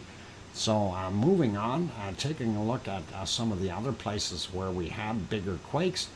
Not quite as big as yesterday. We do have one here, 5.2, and Nicaragua, and that was at 1:35 a.m. UTC, or their time, 10 kilometers down. I'm not sure what that's all about. Zooming in here a little bit, we see another one in Texas, 3.0, 7.7 kilometers down, and happened at 1828. And that is a continuation of that spot where they get rumblings all the time. One in Chile, one in Peru. Is that Chile? Yeah, 5.0 in Chile, 94 kilometers down, 7:14 a.m. And the other one, oh, that's still in Chile as well. I was close to the Peruvian line, but I guess didn't quite make it. 4.3, 115 kilometers down, and 15:23 was the time on that guy. Not seeing anything new in the Kermadec Ridge, and also very little out here. We've got this guy here in Papua New Guinea, 4.5, and that is from 61 kilometers down, actually from yesterday at 2047. And then we're looking at this 4.3 here, just about 87 kilometers down from 8:24 their time yesterday, or well, they're over the date line, so it's technically yesterday for them. 4.5 here as well, 185 kilometers down from 11:13 their time. So that's kind of what we've seen there. This one here that caused all that damage, the 6.6 in China, and there is another aftershock here that is a 4.7, and hopefully everyone was expecting more aftershocks and faring okay on those ones. We do see out here in the Izu Island area from 4.5 from 1639. Then up in the northern islands of Japan here, 4.1 from 1918 yesterday. The rest of our wonderful ring of fire doesn't look too bad at all. So we got those guys, we got them. Down here, they were talking about South Sandwich Islands, or Michael Volcano down here. They had a 5.7 from 6:14 a.m. and it was 8.9, or just about 9 kilometers down. So that was kind of interesting. And going over, we see one in Greece, 4.4, and that is up in the near Athens, not too far away from Athens anyway, right there. And not seeing any other quakes listed on this particular map. We do still see some here. I think that's Afghanistan. It is 4.8, 70.8 kilometers down, and of course from 1:04 a.m. Their time. Then Kazakhstan had a 4.3 as well, 15 kilometers down. That's actually from yesterday at 23:36. So that's it for quakes, and we don't see anything new on the mid-Atlantic ridge, but we do have some stuff here. We'll take a look at the Canary Islands real quick, and darn it, that was on there. I'm going to refresh that real quick, and we'll see how it looks. Okay, La Palma first, since that is what we want to look at. And for looking at today, we got 1, 2, 3, 4, 5.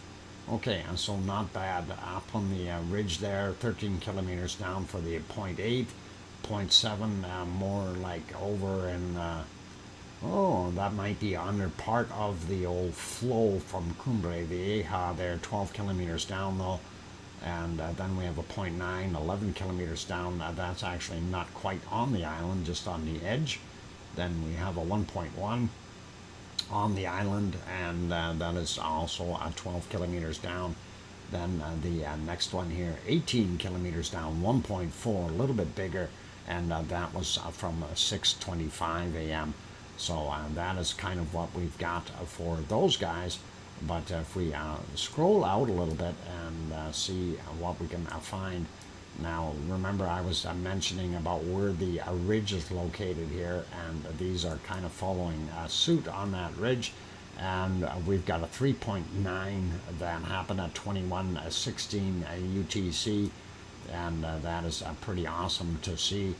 These are older ones, of course, and still sizable, 3.6. From yesterday at 6:22 a.m. and this would be older, I think, from the 4th, yeah. So for that 3.2, but that gives you a pretty good idea. And of course the Azores if we click there, yeah, the Azores are out here. So that is kind of where you see, that is the Eurasian plate, that's the African plate, and here's your divider line in between. So that is kind of what we're seeing, and pretty awesome. Going over to our volcano activity map real quick. Let's have a quick peruse around the world just to see. I refreshed it, and we will be able to see what's going on. So we still are very quiet in Iceland, of course. Same thing with what's going on there in the Azores. There's that big quake 9 hours ago.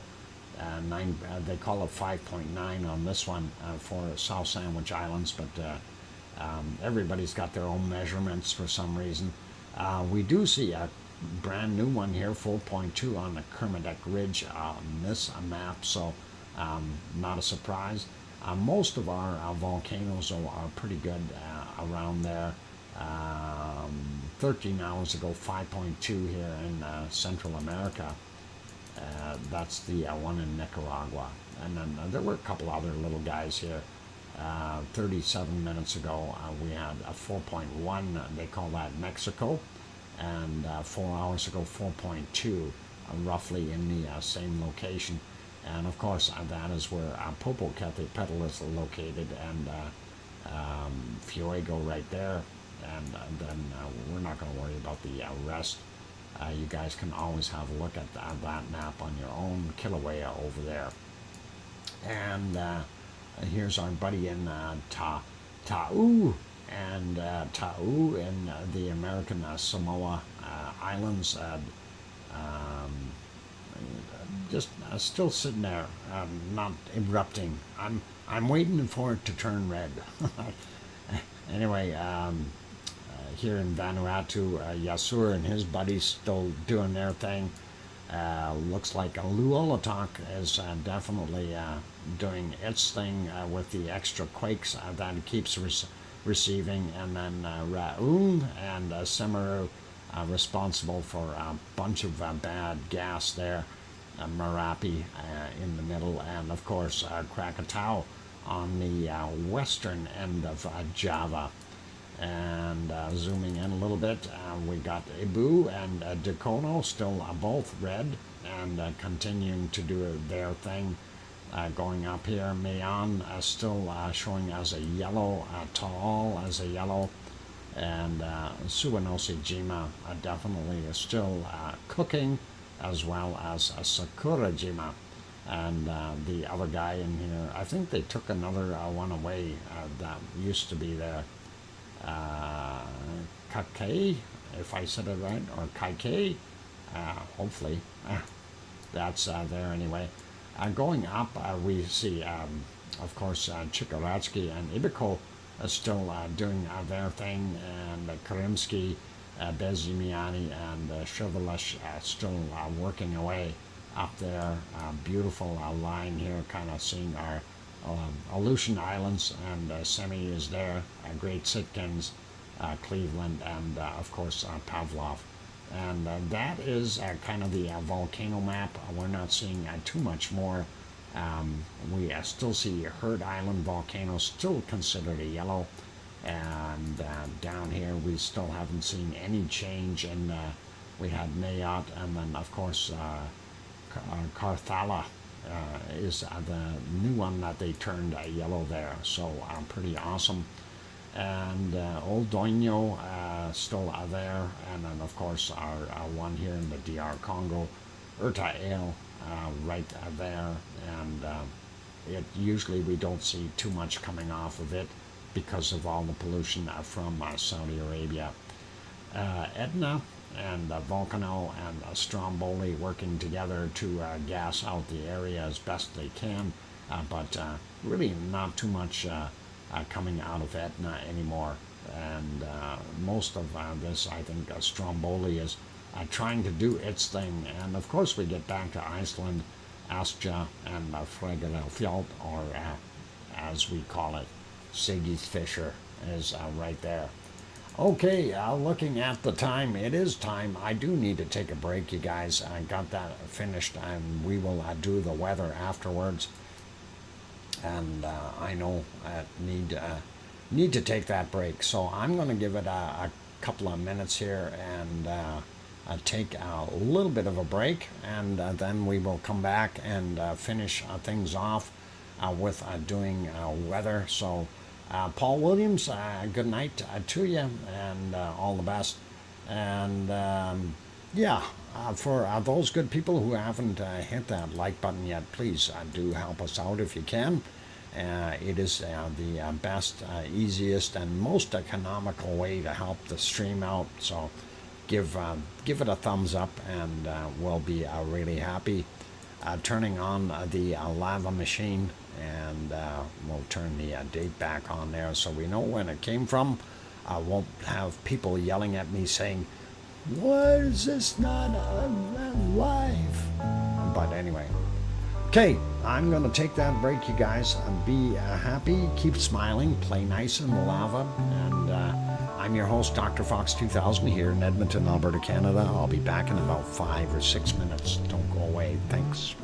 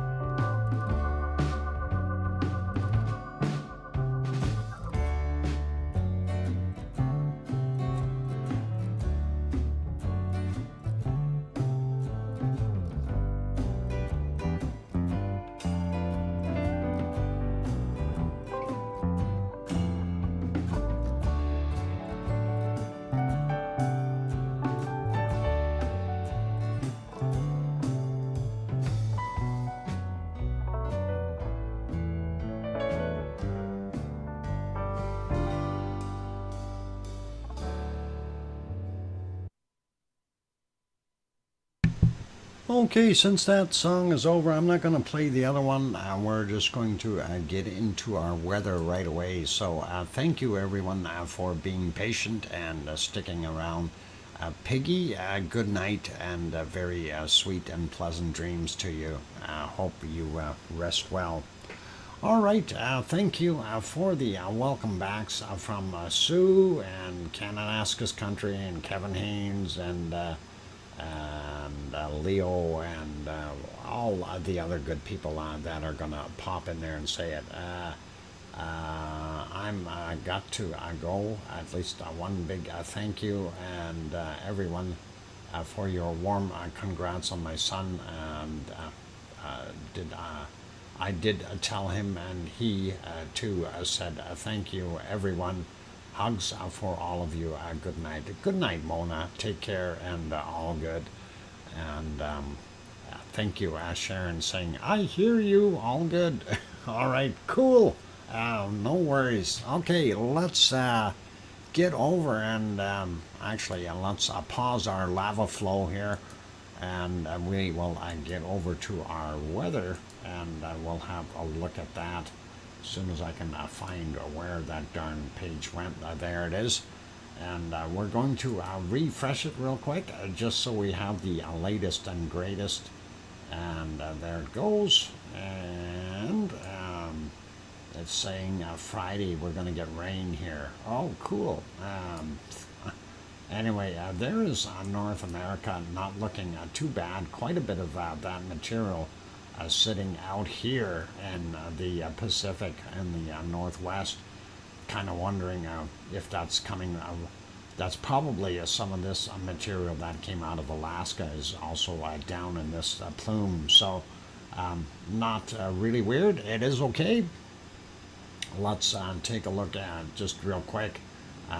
The rest we can see where that jet stream's actually running today, and looks pretty awesome. So that's all right. Looking at Central America, here's that big storm off the coast, and that is actually drawing in a lot of that SO2 and raining it back down into the water. Of course, that is Mexico City and Popocatépetl right there doing their thing. And as we go down the coast, we've got Fuego in here, and then other ones down in Nicaragua, and of course some of them also down here in Colombia, and going all the way down the Ring of Fire for the most part. And we see where that is going. I see the currents, wind currents have changed here again, and now it's heading back out from basically the bottom end of Peru again and going back into the Atlantic. And a lot of that that was sitting in the Amazon yesterday, a good portion of it has poured out there, so that's what we see. Pretty awesome. And hey, Oz says like, awesome. Looking here, we see New Zealand, not bad. We do have White Isle Volcano continuing to throw some material out. Tofua up here in Tonga is definitely throwing out some SO2, but not that bad. Vanuatu still pretty normal from what we see. A little bit more from the refineries down here since Leo had taken the coals out of his barbecue, so no, it's not Leo. Anyway, speaking of coals, the coal coking plants are up here, and that is what's causing that. So industrial pollution. Looking at what we see in the other areas, Ibu and Dacono working on that. Luolatok right there, throwing out this little bit of a plume, and then down here, Raun and Semaru working together to create this, and Merapi, which is in the middle here, doing its thing, and then of course you've got the big city of Jakarta, but also Krakatau right there, and that is what's causing that SO2. And sliding up a little bit more, Mayon still working away, and then this is another one of these situations where we've got people population as well as a little bit coming from Taal volcano. So that's kind of what we've got there, sliding up a little bit.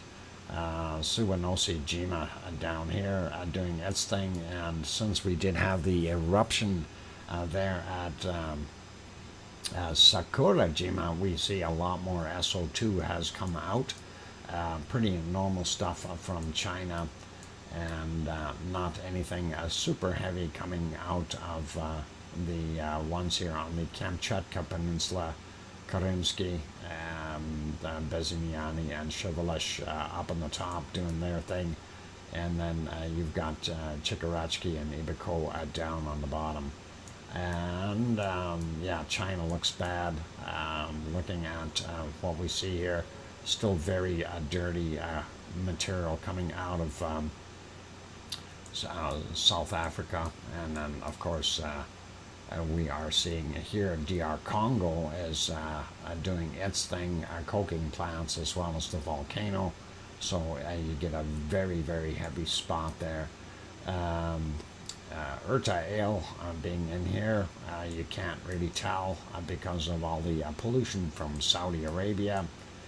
And sliding up a little bit more, we get into Sicily and Italy, and of course combination of Stromboli, Volcano, and Etna creating this plume here.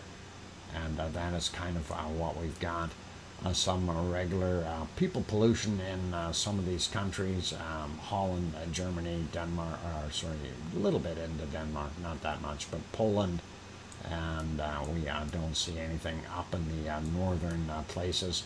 Iceland, we are seeing a little bit of a plume there, and again, this is going to be tricky because we don't know if that's actually coming from the aluminum smelting plant, or if we are indeed getting some gas coming up from our volcanic systems in that area.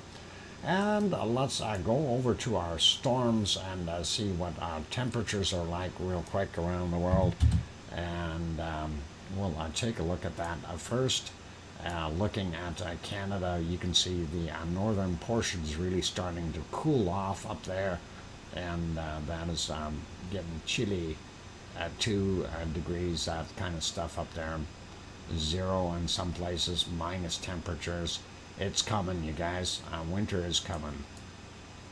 Looking at the prairies, obviously not too bad of a day. Still the bottom end of the prairies fairly warm, but as soon as you get up around Edmonton or so, we have about 20 degrees right now, and that's it. So it's not anywhere near as hot as what it used to be. And looking in Ontario, they are about the same temperature there on the lower portions. Up on the top here, a little bit warmer, but I'm sure that will change soon once this low pushes down a little bit more. A little cooler out in Nova Scotia, New Brunswick, and PEI, with looking anywhere from 13 to about 18 or 19. A little colder here in Newfoundland as well, so that's kind of there. Looking at, and boy, we looked at, Matt Jen, thanks for that $2 super chat. Hang on, I'm trying to write that down. Matt and Jen, there we go. And thank you kindly for that wonderful support. Do appreciate that. Thanks, Matt. Looking at what we've got here in the western states, and primarily California.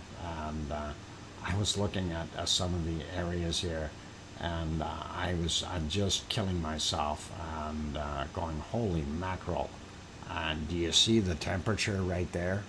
50 degrees Celsius. That is the temp. And let's see, Sue Hayes brought up Death Valley. Yeah, Death Valley. is not quite as bad as that. Yeah. Yeah, it is quite hot there in California. And yeah, that there you go. 51 degrees Celsius according to this map. So that is incredible. That is really incredible. And the sun is headed down, so I'm very, very warm there. And I hope those people are okay. And of course, we see up in the 45 degrees Celsius range, all for the most part of most of California. So very, very hot. A little cooler in LA and those places, but still anywhere from 30 to 40 degrees in some spots. Very, very hot down there. Phoenix, Arizona, again, 41, 42 degrees. Just absolutely crazy with the temperatures that we're seeing. Bottom end here, lost wages, or Las Vegas, 43. St. George here, 42 degrees. Wow, that's just killer. And that is absolutely crazy. Those are the hottest areas. And you're looking at the Midwest area here, and they're holding some what I call relatively normal summertime temperatures, still anywhere from about 25, 27 to about 32 degrees, depending on where you are. And some places really not bad at all. A lot cooler around the Great Lakes, and then we get out into this area here. Still fairly pleasant temperatures, not that bad. Looking at along the southeast and the eastern coast, down on the bottom here, not bad. We've got Alabama somewhere around anywhere from 21 to about 28 degrees. Same thing.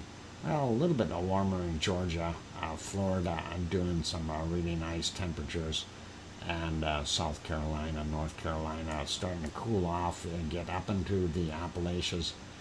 Starts to get a little colder in the mountains, of course. And as we go up and up in PA, those places starting to cool off.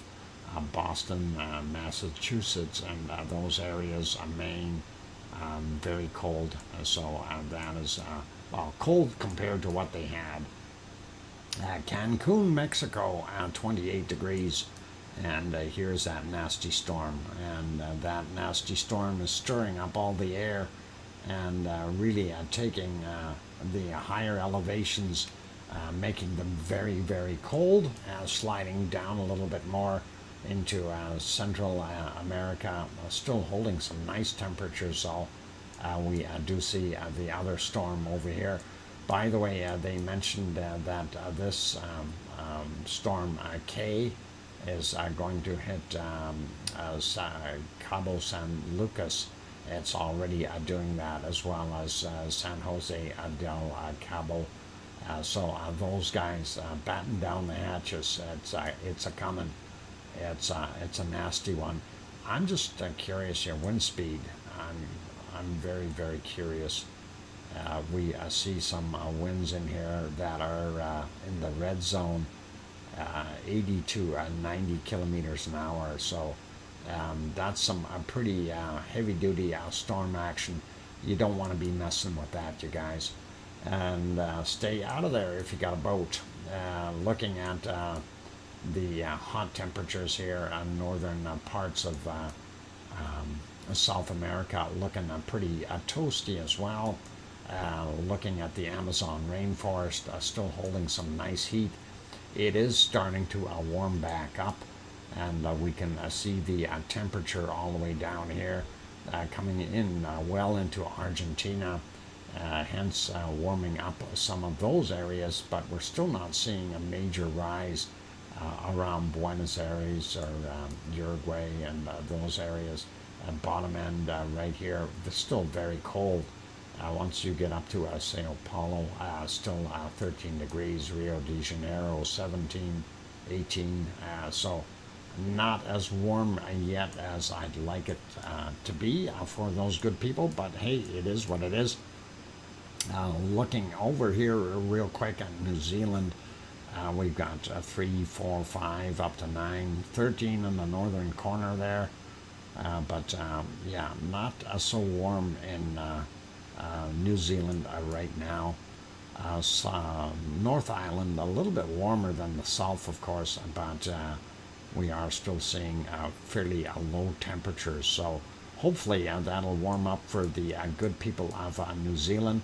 We see that Tasmania has warmed up just a little bit compared to what it was yesterday, which is really nice, and that is probably this high here causing some of that heat to come back down and warm it up a little bit. Looks like Melbourne coming in about, according to this map, about 15 degrees. Looking on what the weather guessers said, what Leo brought up there says 18. So that's not too bad. You know, at least it's warmer than yesterday, that's for sure. Adelaide coming in at 16, Sydney 15, 16, 15 right there. Sliding out to Perth for a minute. They're a little bit cooler at 13. And we do see here in Brisbane, and that is home of Oz, and she's got a wonderful 19 degrees Celsius today, so not bad right there. And of course we see up here in the northern areas very, very hot as well. And looking at our Philippine, Indonesian, and Malaysian areas, pretty much the same thing all the time here. Bangkok coming in at 26 degrees, and thanks Sue, it says 26 there as well. It might be raining there. 91% relative humidity, so pretty nasty. We do see a low here, and I don't know if that's going to develop into anything bigger either. We'll see what happens in the future. This is another potential storm out here. And of course, our wonderful storm that we have, that big typhoon, is basically crashed for the most part. It's now this low up here. It's basically worked its way through, got into the colder air. All the power's been taken out of it, and it's not working anymore. And looking at the Kamchatka Peninsula, a lot colder than what we've seen it in the last little while. We have this nasty low right here pulling all that cold air down from above the line and bringing it into make the seas rough and give problems. And seeing this off the coast of here in BC and I guess, well, Alaskan stuff there. It's definitely another storm happening there. No thanks to this high sitting here trying to feed it more air, but we'll see what happens. Sliding over a little bit more, we see South Africa still quite cold in comparison to the rest of the African areas, and going up Sahara Desert fairly warm as per se, just normal. We are seeing a little bit more heat come into Ethiopia here again, but also seeing that we still have quite a bit of heat in Saudi Arabia and Iraq, and then of course Iran along the lower areas, and over here in Afghanistan still fairly hot as well. Sliding over there, we see, like I said, the Sahara pretty normal, and going in here for Piggy's place. Piggy is, of course, on the island of Kos, and they've got about 25, 26 degrees where she is there. So that's kind of what we see there, and sliding over to Sicily. They are cooling off a little bit, but not by much. Still holding some very nice temperatures. And same thing with Italy, a little bit cooler than they were before, but definitely still holding some good temps. And up here in Milano, and this is the Italian Alps, if you want to call them that, on this side, and then of course the Alps in here. So that's what we're seeing, and that's kind of holding that heat in place, which is really nice. Spain is not too bad. We've got some areas with a little bit warmer stuff going on, but still fairly comfortable nighttime temperatures. Same thing goes for France, still a little bit warmer, but hey, that's okay. Looking at what we've got down here in Germany and bottom end, a little bit warmer than what we seen yesterday, so that's nice. And of course out here still seeing some warmer temperatures in the western portions of Germany. Eastern side though, a lot cooler, 15 in Berlin according to the map, and we see here in Holland, Amsterdam coming in at 17, and the other place 17 as well, and 20 in some places. So still there within reason. Same thing goes for Belgium and Luxembourg, still holding some nice heat as well. A little cooler today in England and Wales, and I think that low has got something to do with it. And we definitely see Scotland about the same. Actually, it's not that bad. It's close to what the rest of England is. And of course, Irish monk territory over here. And Doolin will come in at about 12, 13, 14 degrees Celsius. So not too bad there. Looking at Sweden, Norway, and Finland here. So Norway, Sweden, Finland. We do see a couple of warm spots, but for the most part, everything has cooled down quite a bit. We do see that high sitting up there. That's probably helping keeping things a little warmer, but not by much. And then we take a look at what we see in Iceland. It is cooling off a little bit as well. We are not seeing as many double-digit temperatures anymore. So that is definitely an indicator that things are changing season-wise. Let's pop this onto precipitation real quick. Have a look and see. Iceland, of course, now that it's not erupting, we're not going to have any clouds for a while. Isn't that the way it works? Murphy's Law. And looking here at Canada, we do see up in the northern portions this big low sitting here in Hudson's Bay, still continuing to drive that cold weather up there. There's that nasty storm off the coast of British Columbia and the portions of Alaska there. So not good, but that is what we have there. Looking at the United States, western portions of the country pretty dry. Not seeing too many spots where we're getting any rain. Little smaller storms down here in Texas. Again, a little more what we refer to as disorganized storms, smaller storms. Tennessee, it looks like it's got some stuff there as well. And Louisiana and those places. Northern part of Alabama and let's see, Nashville, of course. A little bit into Georgia, not that much. And looking at South Carolina, North Carolina's got a little bit more there. And Florida's got some isolated storms all over the place. But the big system here is at low off of New York right now, or just south of New York. So they are getting some bad weather there. And looking at what we've got here, Nova Scotia, PEI, and New Brunswick, not so bad. We have this little spot out here nailing Newfoundland, so that's kind of what we've got. Going down here, of course, Central America, K is the name of that storm. and that is certainly helping keep everything in Mexico kind of messed up right now. We do also have another low circulating here, and that is just a light circulation, but that could turn into another possible storm. Looking at upper portions of the the Amazon rainforest, really not that bad. Here's that thing that's making it cold south of Sao Paulo, and probably dumping some rain in there.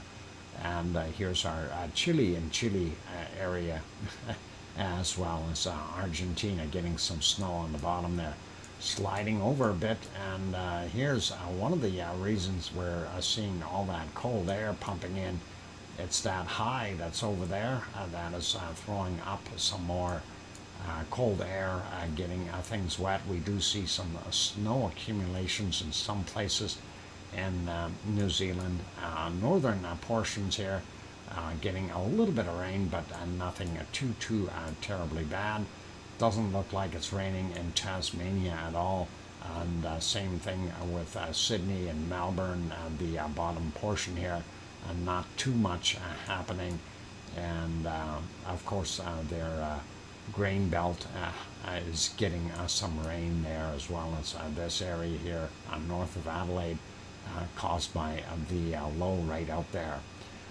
Perth, not too bad right now as far as rain.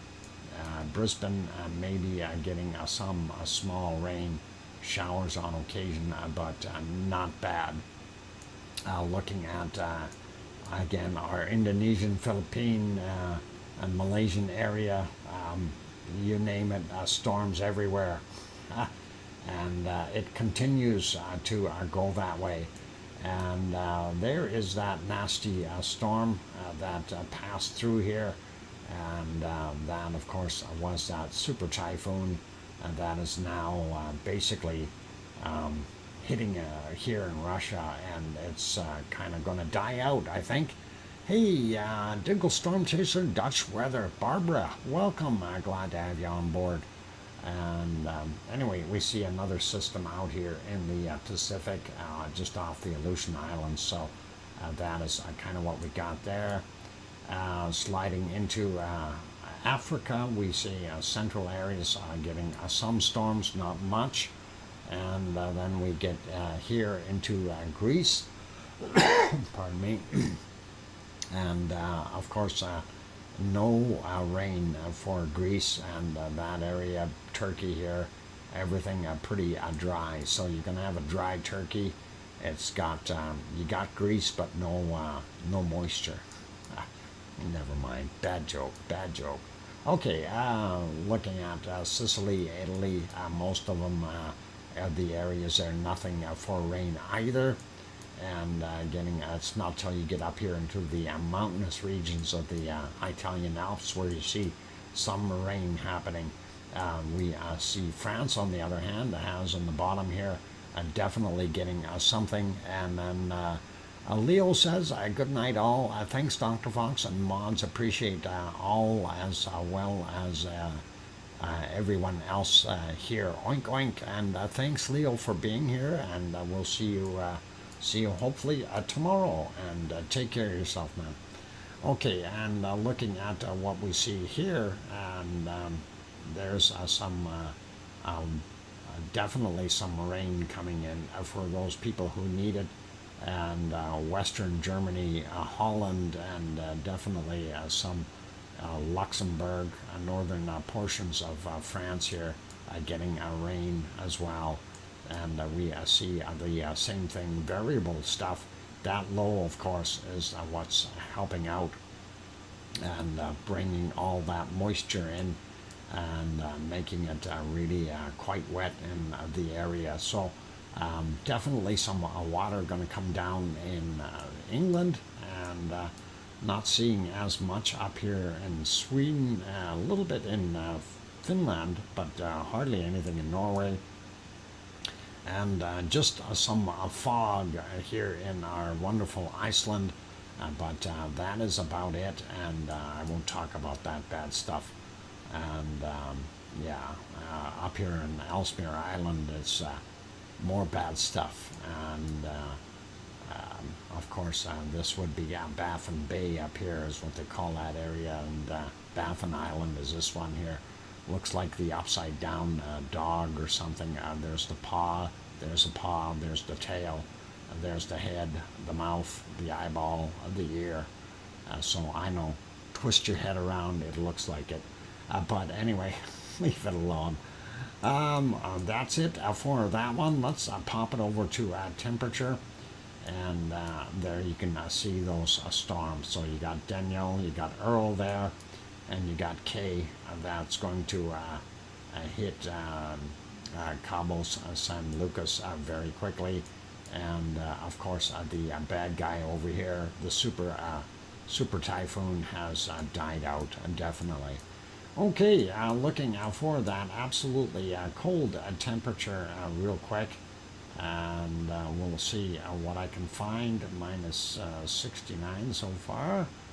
And we'll look for something colder, because I'm sure there's got to be colder temperatures down there. And we'll see what we can find. I see a minus 70, and that is not that cold. So minus 70. Sue found a minus 71. Let's see if I can find it. So yeah, only minus 70 right there. And there should be some more over here somewhere. 68, 67, 69, and 68. Yeah, so I think I'm going to have to stick with my number of 70, minus 70. And I think Sue is going to win. She has found a minus 71. And I only got minus 70. So, yep, Sue, you win by a degree. Or is that lose by a degree? Huh. Since that's a negative number, I'm just wondering. Anyway, let's not worry about the math. Minus, like I say, anything colder than minus 40, you're not going to be able to tell the difference anyway, other than your nose will freeze in about 3 minutes at minus 40, and about a minute at minus 60, and about 30 seconds or 20 seconds at minus 70. And minus 71 is not going to make a difference. On that friendly note, let's zoom out, and we'll get back to something a little bit warmer and a temperature that I possibly like. And no, that's a little too hot. Minus or too. Let's see, 31, 30. We'll use that. That's a nice ending temperature. Minus 30 for a nice sunny hot day. And I can live with that. Okay, on that friendly note, you guys, that is it for tonight's stream, and I don't have any more to add to it. So we will throw this back over to our wonderful canned lava, and that is it. So only had one little tiny super chat today, Matt and Jen. For a $2 super chat. That is awesome. Thank you very kindly for that. And also a big thank you to all the members in here, of course. The membership really does help out. So thank you very much to all the members. Thank you to every one of you here in the Lava family. And that is really appreciated. And Judy L saying good night. Same with Sue and everybody. So thank you, everyone, and glad that you were all here. A big thank you to our wonderful moderators, Arizona Snowman, Piggy, C&D Boy, Joseph Fields Official, and possibly others like 24/7 AZ, 24/7 Live AZ Skies, Gary in the background, as perhaps others like Lucas and so on. And Joseph Fields Official. I don't want to forget Joseph. Okay, that's it. And I'm going to leave it as that. So thank you, everyone, and a big good night to everyone. And please, just remember, you guys, The most important thing, please make sure you tell your loved ones that you love them tonight, for tomorrow is never promised. I'm your host, DrFox2000, here in Edmonton, Alberta, Canada. Take care of yourselves and be good, and a very good night to you. Oink, oink.